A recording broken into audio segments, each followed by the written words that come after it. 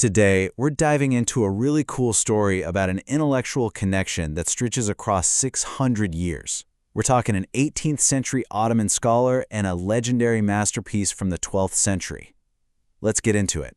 So, let's start with this title, al-Shifāʼ. It literally means the commentator of al-Shifāʼ. This wasn't just some formal title. It was the nickname for an 18th century scholar, Ibrahim Hanîf Efendi. Now think about that.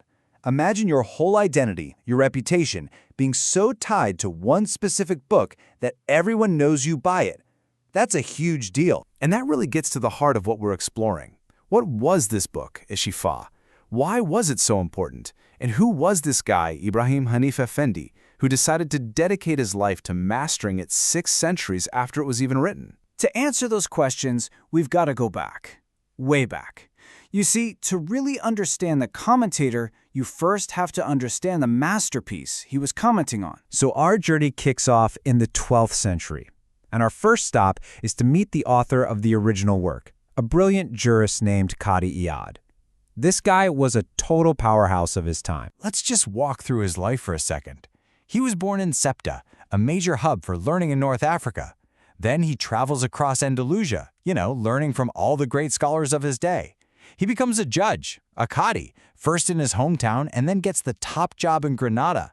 His whole life was this incredible journey dedicated to learning and justice, making him one of the most respected scholars in the entire region. And this wasn't some quiet academic life, He was right in the middle of this incredibly vibrant world, stretching from North Africa to Spain. He lived through the rise and fall of major dynasties. It's this dynamic, politically charged environment that really shaped the work he's famous for. So, what about the book itself? Well, its full title is a mouthful. al-Shifāʼ bi Ta'rīfi Ḥuquq al-Mustafa. It roughly translates to the healing by the recognition of the rights of the chosen one. It's this massive, detailed work all about the Prophet Muhammad, his life, his character, his virtues, and the respect that's due to him. And this wasn't just some book that sat on a shelf. It became a core text, studied and revered for hundreds of years. Its sheer depth is exactly why, centuries later, it would need a guide. Okay, let's hit fast forward. We're jumping ahead 600 years to the 18th century Ottoman Empire. And this is where we finally meet our main character, Ibrahim Hanîf Efendi, the scholar who built that amazing bridge back in time to Qadi Iyad's classic. Now, Ibrahim Hanîf didn't just appear out of nowhere. He was born into a family of real heavy hitters. His dad was a top bureaucrat, his great-grandfather was a governor. We're talking serious influence. And you can see that legacy continued right on down to his own son, who also became a famous scholar. Excellence definitely ran in the family. And his own career path was just this incredible climb up the ladder of the Ottoman intellectual elite. He starts as a scribe, then becomes a professor at the best schools in the empire, gets a gig as an inspector for the holy cities, and eventually becomes a judge in major cities like Galata and Bursa. Every step just cemented his status at the very top of his field. But here's the thing. His scholarly work and his legal career, that's only part of the story. Because Ibrahim Hanîf was also an incredible artist, which adds this whole other layer to who he was. He was a legit master of calligraphy. I mean, he wasn't just dabbling here. He earned his official license, his kitab, and mastered all these different complex scripts with what people said was amazing speed. This wasn't just a hobby. It was this beautiful fusion of his deep intellect and his artistic talent. Okay, so this is where things get a little tricky, because history loves to throw a curveball now and then. Our guy, Ibrahim Hanîf Efendi, was actually one of 3 well-known guys from his time named Hanîf. And yeah, that's caused a bit of a headache for historians trying to sort it all out. So let's clear this up. On the left, that's our guy, Ibrahim Hanîf Efendi, the scholar, the commentator, the calligrapher. In the middle, you've got Osman Hanîf, a palace scribe who is known for his poetry. And then on the right, Sayyid Ibrahim Hanîf, a bureaucrat and a mystic. It's a perfect example of why careful research is so important to make sure we're always talking about the right person. So, we've got the scholar, the judge, the artist. But what about his actual writing?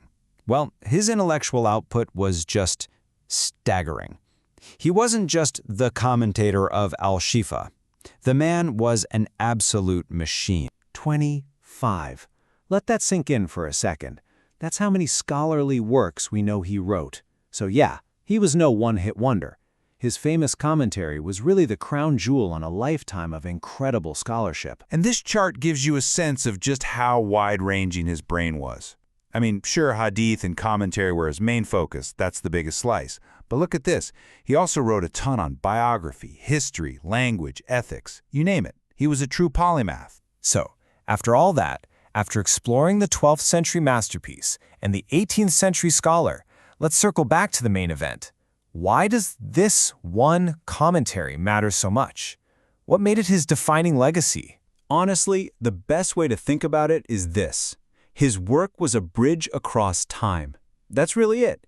He took this incredibly dense, complex, 600-year-old Arabic classic and built a pathway, a bridge, so that 18th century Ottoman readers could walk across and access all its wisdom. He made the ancient feel present. So when you boil it all down, his legacy is just massive. He made a classic accessible, essentially creating what was a bestseller of its day. He blended his deep scholarship with his amazing artistic skill.